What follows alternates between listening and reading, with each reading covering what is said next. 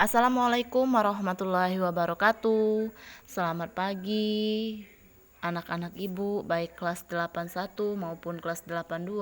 Apa kabarnya? Semoga kalian dalam keadaan sehat dan tetap semangat ya, masih tetap semangat dalam belajar meskipun kita belajarnya dalam kondisi yang seperti ini. Baiklah anak-anak ibu, minggu ini ibu akan melanjutkan mata pelajaran kita dari yang minggu kemarin ya. Ya, sebelum kita memulai pelajaran pada pagi hari ini, ada baiknya kita berdoa sesuai dengan agama dan kepercayaannya masing-masing. Ya, baiklah. Minggu kemarin ibu sudah menjelaskan tentang sistem gerak pada manusia dengan subbahasannya yaitu rangka atau tulang ya. Nah, di sini tulang atau rangka itu masih ingat ya, nak ya, dia beraneka ragam dan memiliki fungsi dan ukuran yang berbeda-beda. Nah, masih ingat kan apa saja fungsi dari tulang itu sendiri? Iya. Jadi minggu kemarin fungsi tulang itu ada 7 macam nak ya. Di sini ibu akan jelaskan salah satunya yaitu pemberi bentuk tubuh dan tempat pembentukan sel darah. Itu salah satu dari fungsi tulang. Tapi masih banyak lagi. Nah, untuk hari ini ibu akan menjelaskan tentang sendi dan otot. Kalian bisa buka buku kalian. Nah, untuk pelajaran hari ini itu tujuan dari pembelajarannya tentang sendi dan otot itu kalian bisa menjelaskan macam-macam sendi berdasarkan sifat geraknya. Kalian juga mampu mengidentifikasi sendi yang terdapat pada rangka. Kalian juga mampu membedakan otot rangka, otot polos, dan otot jantung. Dan yang terakhir ini kalian juga bisa menganalisis mekanisme kerja otot rangka itu. Baik, sekarang ibu akan jelaskan tentang sendi terlebih dahulu. Sendi itu adalah tulang penyusun tubuh manusia yang dapat membentuk rangka karena terhubung antara satu dengan yang lainnya. Itulah hubungan antar tulang itu pada rangka disebut dengan persendian atau kata lainnya itu artikulasi atau persendian. Nah, sendi itu berdasarkan sifat geraknya dibedakan menjadi 3 macam. Yang pertama yaitu sendi mati. Sendi mati atau sinartrosis. Sinartrosis ini itu sendi yang merupakan hubungan antar tulang yang tidak memungkinkan adanya pergerakan sama sekali. Itu contohnya itu pada rangka hubungan antar tulang tengkorak pada kepala ya, yang pertama. Yang kedua, itu ada sendi kaku. Sendi kaku ini merupakan hubungan antar tulang yang memungkinkan adanya sedikit gerakan atau gerakan terbatas.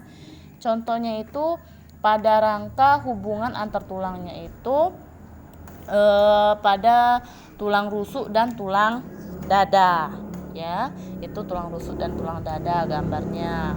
Terus yang ketiga yaitu sendi gerak atau diartrosis. Diartrosis ini sendi yang merupakan hubungan antar tulang yang memungkinkan adanya gerakan yang lebih bebas ya.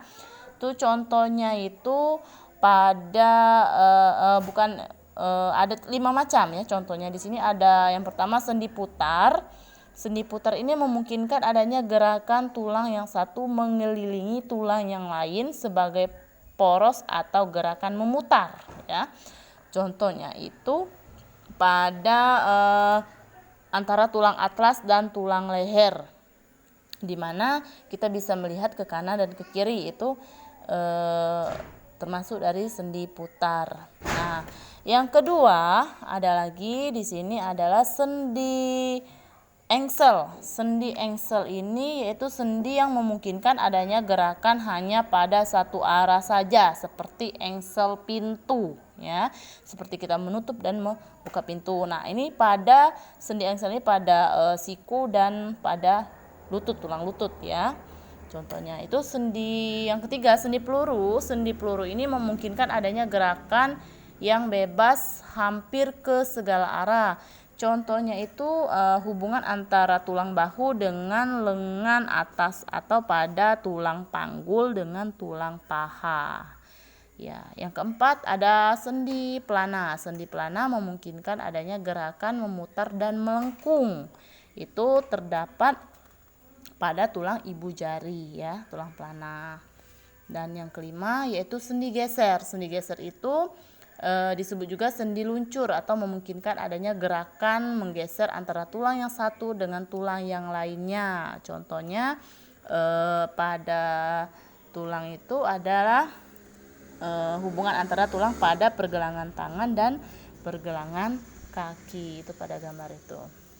Ya, baik, sekarang kita lanjutkan ke otot. Nah ya, otot ini merupakan sekumpulan sel-sel otot yang membentuk berkas otot. Dalam sistem gerak, otot itu berfungsi sebagai alat gerak aktif. Ya, dia gerak aktif.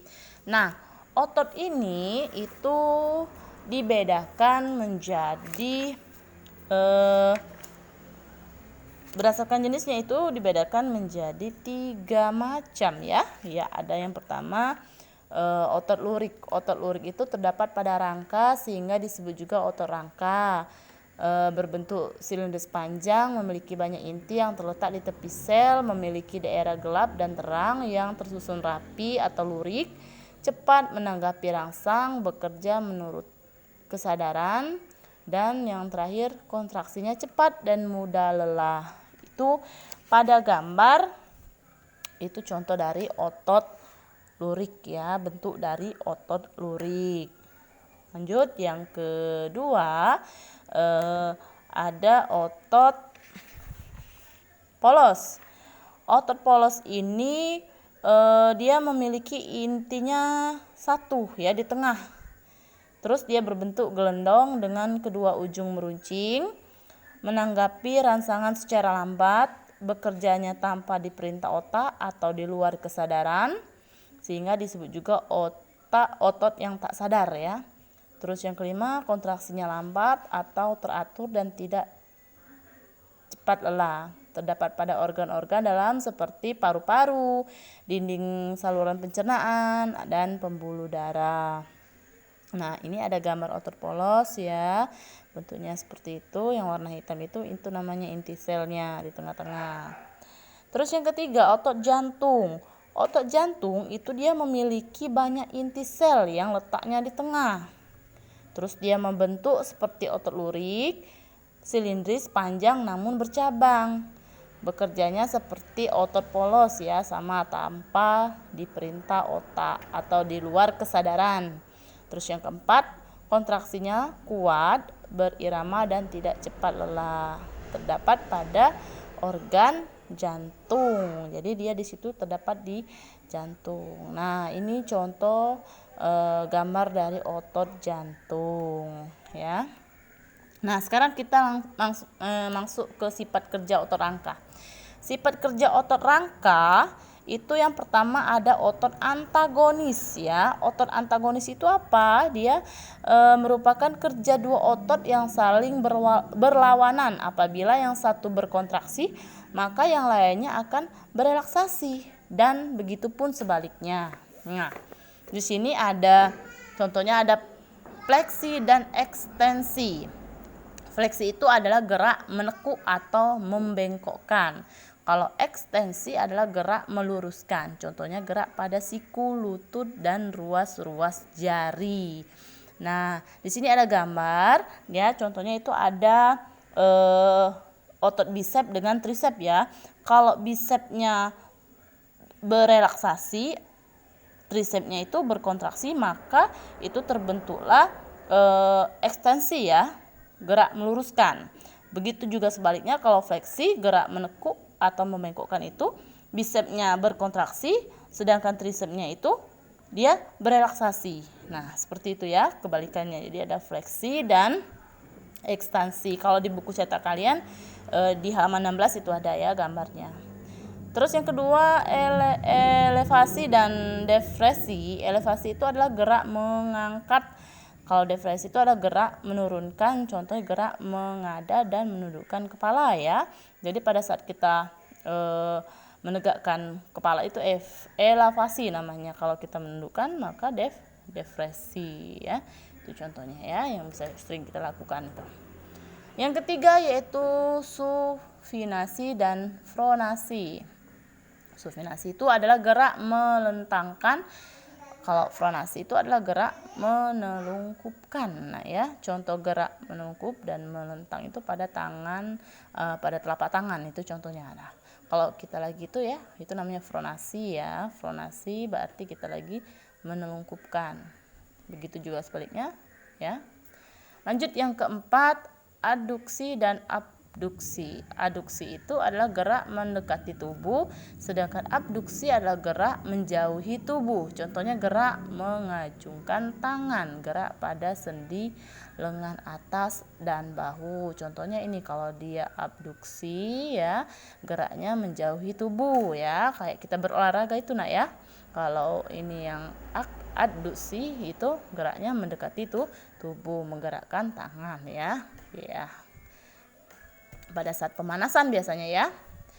Terus otot sinergis ya. Otot sinergis ini yang kedua, itu merupakan dua otot yang bekerja secara bersamaan. Jika yang berkontraksinya, maka yang lain juga ikut berkontraksi, dan begitu juga ketika berelaksasi. Jadi dia sama-sama di sini ya, otot sinergis ini. Contohnya itu yaitu gerakan menelungkup dan menengadakan telapak tangan oleh otot pronator teres dan quadrator yang terletak di lengan bawah. Ya, itu ya nak ya, contoh dari gambar otot sinergis ya. Ya, itu saja yang bisa Ibu sampaikan pada hari ini. Jadi kesimpulannya Ibu akan menyimpulkan di sini berdasarkan sifat gerakannya itu terdapat 3 jenis sendi ya. Jadi yaitu sendi mati, sendi kaku, dan sendi gerak. Ada lagi yang kedua, sendi gerak itu dapat dibedakan menjadi 5. Ada sendi putar, sendi engsel, sendi peluru, sendi pelana, dan sendi geser.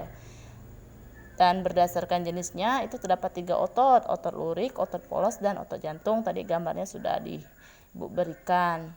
Terus lagi terdapat 2 cara kerja otot, yaitu otot sinergis dan otot antagonis. Yang kelima, terdapat 4 cara kerja otot antagonis.